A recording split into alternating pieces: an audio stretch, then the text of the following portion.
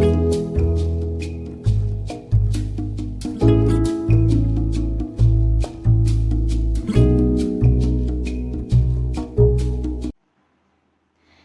guys, my name is Kavya Sharma and I welcome you all to my YouTube channel.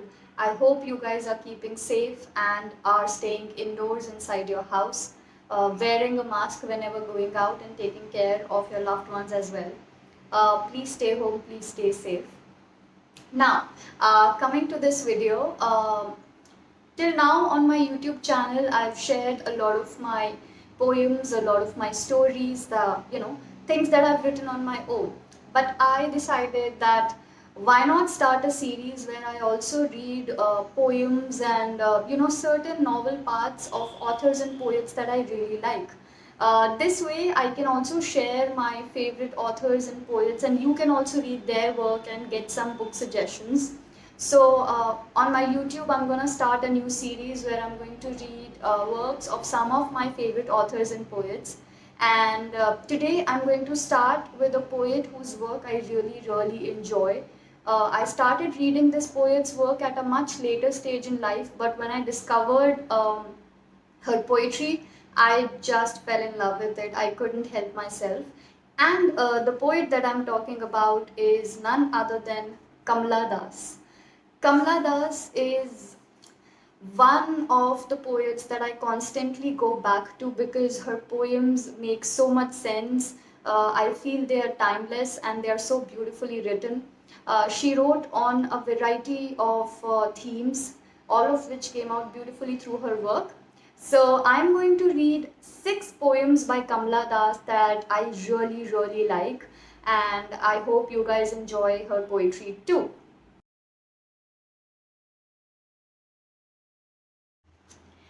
Alright, so the first 2 poems that I'm going to read of Kamala Das are from her poetry collection Summer in Calcutta, 1965. The first one is called In Love. In love.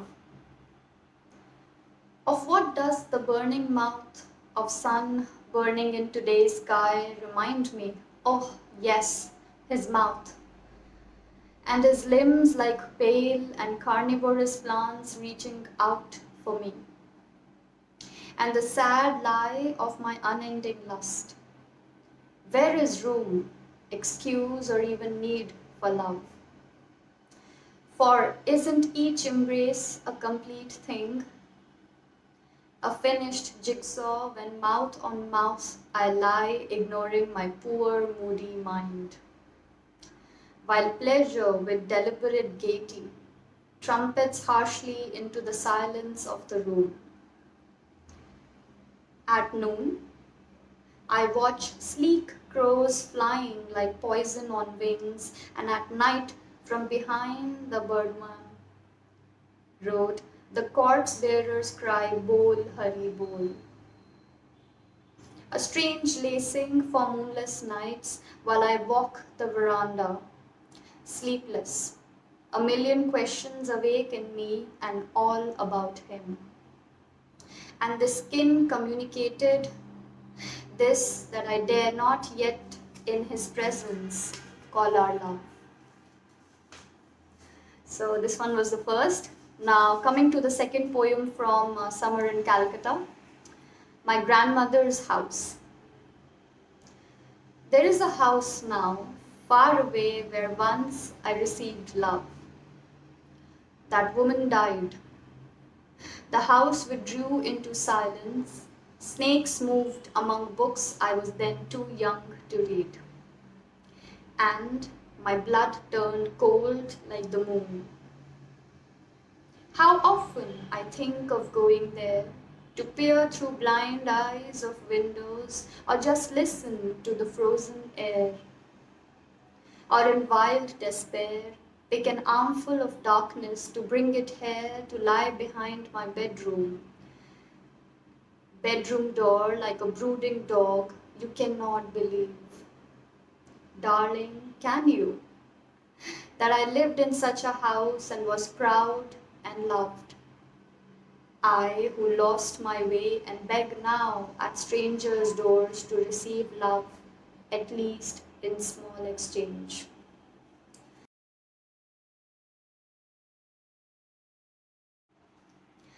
The third piece of poetry that I'm going to read now is trigger warning, called The Suicide, and it is from her poetry collection The Descendants, 1967.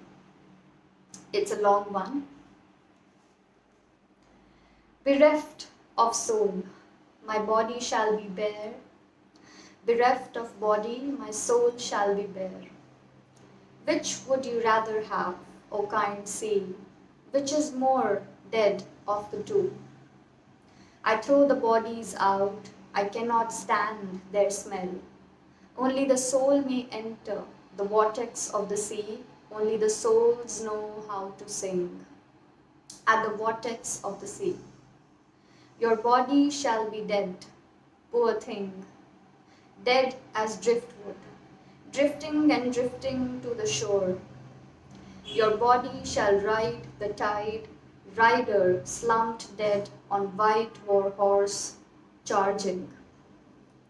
Your body shall bruise white against the coral reefs, your body, your lonely body.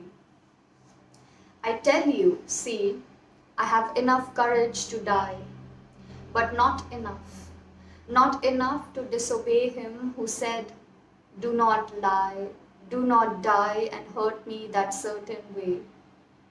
How easy your duties are, how simple. Only roar a hungry roar, leap forward and retreat.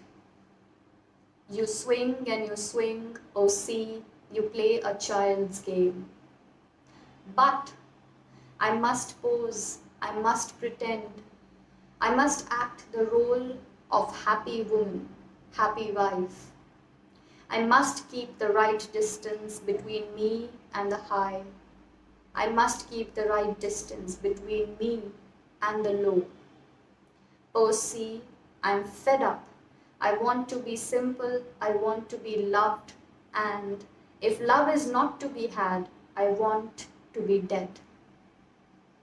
While I enter deeper, with joy I discover the sea's hostile cold is after all skin deep. The sea's inner chambers are all very warm. There must be a sun slumbering at the vortex of the sea.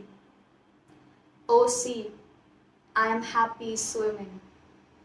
Happy, happy, happy. The only movement I know well is certainly the swim. It comes naturally to me. I had a house in Malabar and a pale green pond. I did all my growing there in the bright summer months. I swam about and floated. I lay speckled green and gold in all the hours of the sun until my grandmother cried, darling, you must stop this bathing now. You are much too big to play naked in the pool. Yes, the only movement I recall is swimming. It comes naturally to me. The white man who offers to help me forget, the white man who offers himself as a stiff drink, is for me, to tell the truth, only water. Only a pale green pond glimmering in the sun. In him I swim, all broken with longing. In his robust blood I float, drying off my tears. Yet I never can forget the only man who hurts, the only one who seems to know the only way to hurt. Holding you is easy, clutching at moving water. I tell you, see, this is easy. But to hold him for half a day was a difficult task. It required drinks to hold him down, to make him love. But when he did love, believe me, all I could do was sob like a fool. Oh, see, you generous cow, you and I are big flops. We are too sentimental for our own good. Lights are moving on the shore, but I shall not return. See, toss my body back, that he knew how to love. Bereft of body, my soul shall be free. Taken my naked soul, that he knew how to hurt. Only the soul knows how to sing at the vortex of the sea.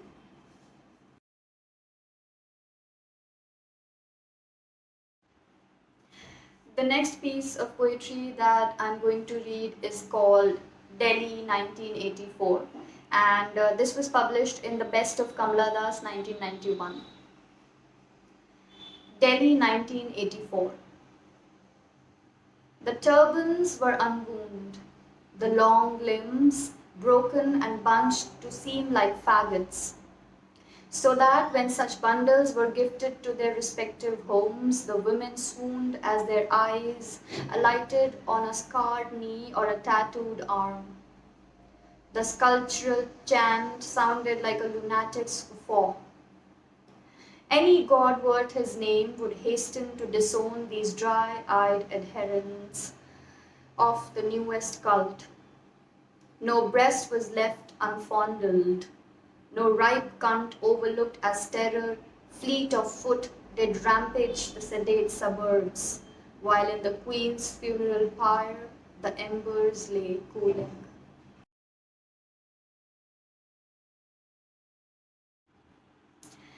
The next piece of poetry that I am going to read is called Hairpins and Rubber Bands.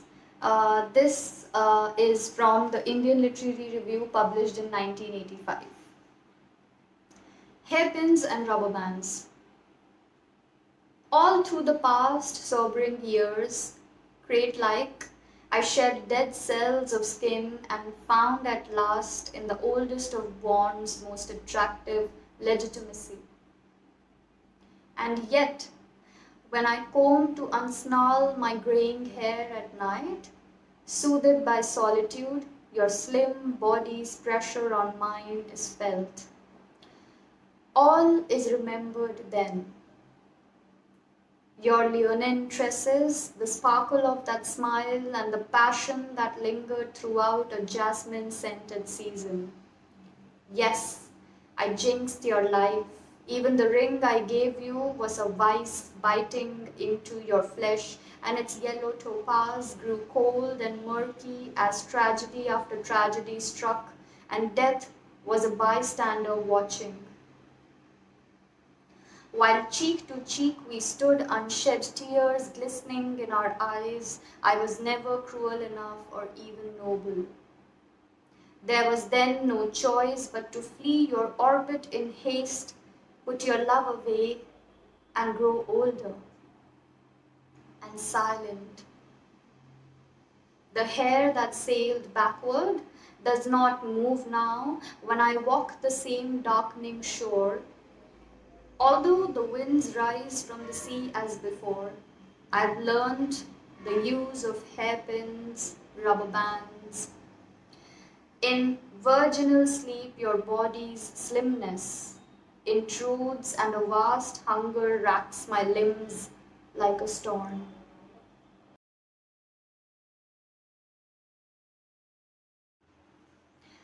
So the sixth and the last piece of poetry of Kamala Das that I'm going to read is A Feminist Lament, and this was published in Only the Soul Knows How to Sing 1996. Here it goes. A Feminist's Lament.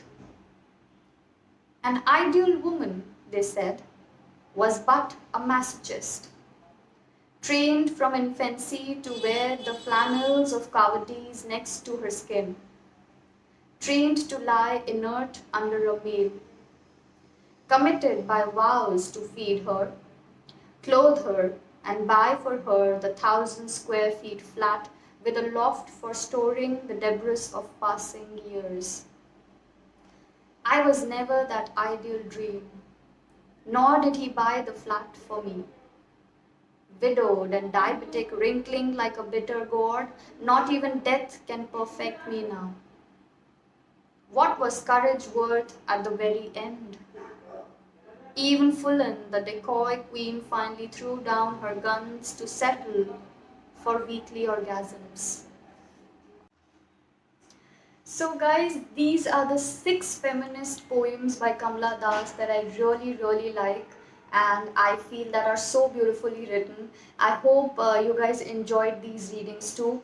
Do let me know in the comment section which one poem or which poem did you like the most, or if there are any other poems that you enjoy by Kamala Das, and any other poet or author suggestions whose works I should be reading on my YouTube channel. Do share that as well. Till then, stay safe, stay home.